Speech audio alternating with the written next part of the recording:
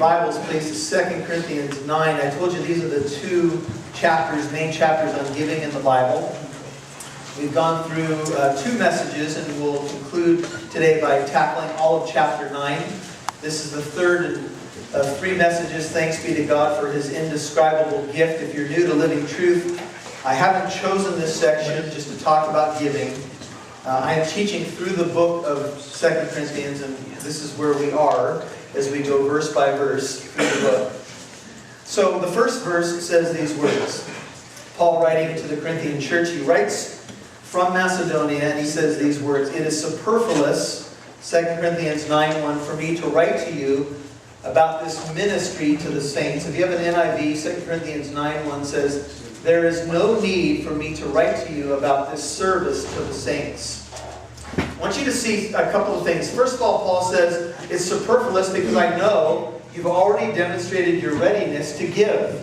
I know it's already in your heart. I know it's part of your DNA as a Christian to be a giver. How could you not? How could you not want to give in light of all God has given to us? I heard this story about a poor beggar. He was homeless and he was looking for a handout. One day in a picturesque old English village, he went around looking. Hungry almost to the point of fainting, he stopped by a pub bearing the classic name Inn of St. George and the Dragon. "Please, ma'am, could you spare me a bite to eat?" he asked the lady who answered his knock at the kitchen door. "A bite to eat?" she growled. "For a sorry, no-good bum, a foul-smelling beggar? No!" She snapped, and she almost slammed the door on his hand. Well, halfway down the lane, the poor beggar stopped, and he turned around and he eyed the words St. George and the Dragon on the inn that he had visited. So he went back and he knocked again on the kitchen door. "Now what do you want?" the woman asked angrily. "Well, ma'am, if St. George is in, I'd like to speak to him this time." See, she was the dragon. The word ministry in verse 1, or service in the NIV, is a word from which we get the idea of a deacon, or practical service. So one of the ways that we practically serve is to give. And it is to give an offering or to give financially. Giving is not to be an afterthought, it is ministry.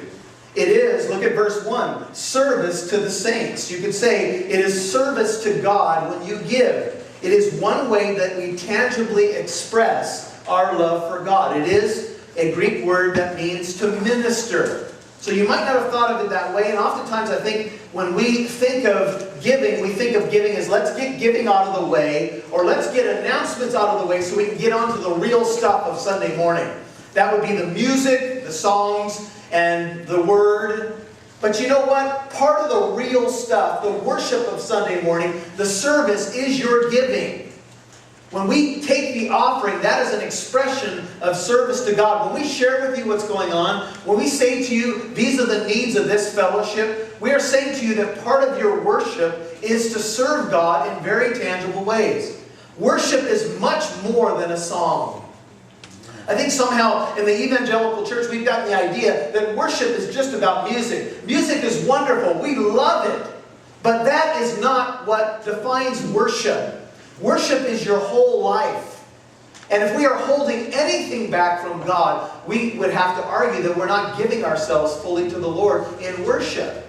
And so Paul calls giving service to the saints. It's one way that you minister beautifully to others. "For I know your readiness," says Paul, verse 2, "of which I boast about you to the Macedonians." Those were the poor ones that in another region that had given so much above and beyond. Namely, that Achaia, that's the capital of Corinth, so here referring to Corinthians, has been prepared since last year, and your zeal has stirred up most of them. In essence, what Paul is saying is, because I talked about you, I talked you up to Macedonia, that's what stirred them on or stirred them up to give in the first place.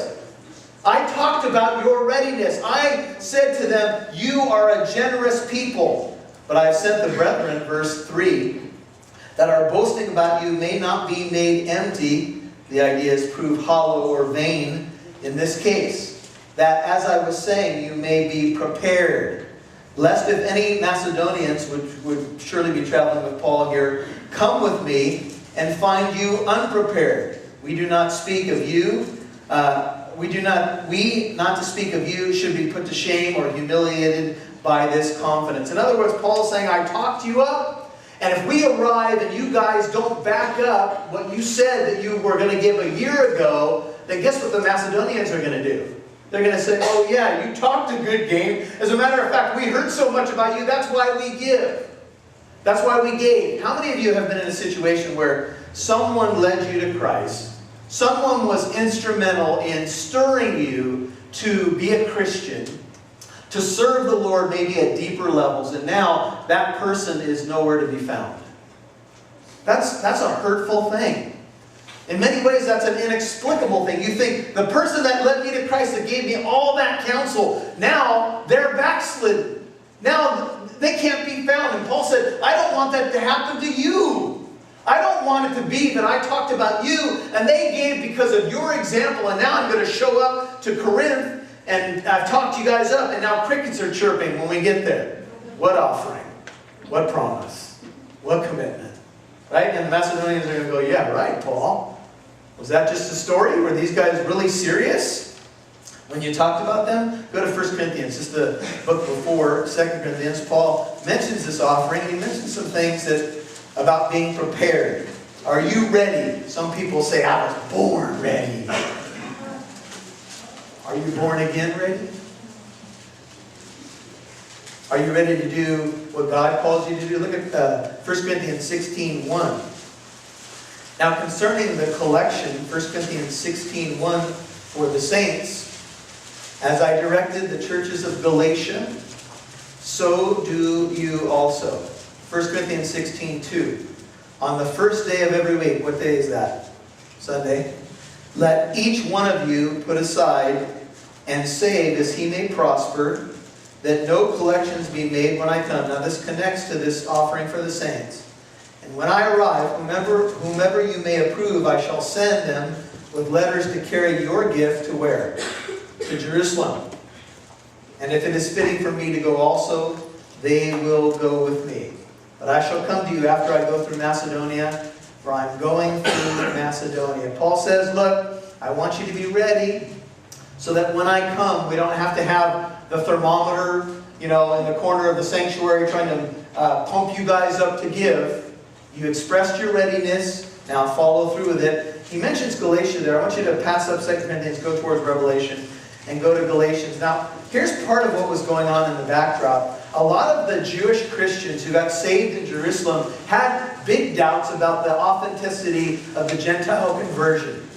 They had heard about the immorality in Corinth. They had big doubts about whether or not Gentiles could even be saved. This is Galatians 2. And so Paul arrives and he gets a chance to talk with James and Peter and John. Here's what Galatians 2:9 says. And recognizing the grace that had been given to me, James, that's the brother of Jesus, and Cephas, that's Peter and John.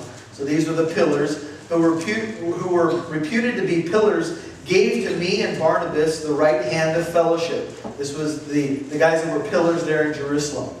That we might, verse 9, go to the Gentiles and they to the circumcised. They only asked us to remember the poor, the very thing I also was eager to do. But when Cephas or Peter came to Antioch, I opposed him to his face, because he stood condemned. This is Paul confronting Peter now. For prior to the coming of certain men from James, that is Jewish men, he used to eat with the Gentiles. He hung out with them, no problem. But when they came, he began to withdraw and hold himself aloof, fearing the party of the circumcision. And the rest of the Jews joined him in hypocrisy, with the result that even Barnabas, the son of encouragement, notice, was carried away by their hypocrisy. When I saw that they were not straightforward about the truth of the gospel, I said to Cephas or Peter in the presence of all, if you being a Jew live like the Gentiles and not like the Jews, how is it that you compel the Gentiles to live like Jews? Here's what the Jewish Christians were saying. Many of them probably well-meaning. We have big doubts about these Gentiles. And Paul was saying, look, when this gift is collected, it will be an expression to the Jewish Christians that you guys are authentic, that you really love them, that you really care about them. Go back to 2 Corinthians, just one book back. chapter 9. So I want you to be prepared. I don't want you to flounder in the fruitful opportunity. Hebrews 10 says, let us hold fast the confession of our hope without wavering. Let's be firm and unswerving. For he who promises faithful. Let us consider how to stimulate one another to love and good deeds. Let's not forsake our assembling together, as is the habit of some, but let's encourage one another, and all the more as you see the day drawing near. Let's encourage each other. That's what you've done for them, so let's follow through. How can we incite one another to love and good deeds? If we stay away, if we're apathetic about our commitments. I saw this about church attendance, and in light of the Super Bowl, I thought it was apropos. A person said, number one, about church attendance, whenever I go to the game, they ask for money. I don't like that. Will this keep you from going to the game is the point. 2, the other fans don't care about me. 3, the seats are too hard. 4, the coach never visits me. 5, the referee makes calls I don't agree with. 6, some of the games go into overtime and make me late for dinner. 7, the band plays songs I don't know. 8, I have other things to do at game time. 9, my parents took me to too many games when I was growing up, and I'm bitter. 10, I know more than the coaches do anyway, if only they would hire me. 11, I can be just as good as a fan at the lake. And 12, I won't take my kids to a game either. They must choose for themselves which teams they will root for. You see, we often do that with our faith. We're supposed to be passing it on to others, and sometimes we hear from society, oh, no, let them make their own choice. No, it's your responsibility to teach them about God. Verse 5, chapter 9. So I thought it necessary to urge the brethren, those that were mentioned as coming to take the offering, the responsible party, found in chapter 8, verses 16 through 20, that they would go on ahead to you and arrange beforehand your previously promised bountiful gift, that the same might be ready as a bountiful gift and not affected by covetousness. Now we believe that almost a year had gone by, and here's what Paul's saying. When they arrive, and I've talked you up, I don't want them to arrive and all of a sudden you say, oh, that promise I made a year ago, oh, sorry, I bought a new chariot, man. I can't give. See, when it's affected by covetousness, what is coveting? Well, not coveting is one of the 10 commandments. And to covet means I want it for myself. So, have you ever been in the moment? Have you ever been confronted or some need has been brought to your attention, and when you're in the moment, man, your passion is aflame and you go, man, we've got to respond to that need. We've got to give. There's no way that we can ignore that need, but then a little time goes by. And you haven't had a chance maybe to follow through fully with it. And all of a sudden now, that money's sitting there and it looks pretty good for other purposes. This sure would be nice. I know I promised this to this, but, right? And the concern was, Paul said, I don't want you to be fickle. Jesus said, that which proceeds out of a man is what defiles him. For from within, out of the heart of man, proceed evil thoughts, fornications, thefts, murders, adulteries, deeds of coveting, Mark 7:22, and wickedness, as well as deceit, sensuality, envy, slander, pride, and foolishness. All these evil things proceed from within and defile the man. There's been something that's happened in the professing evangelical church that you must understand. Very relevant to this subject. There have been clever TV and radio preachers who have said this. They have found the key to large offerings. You know what they play on?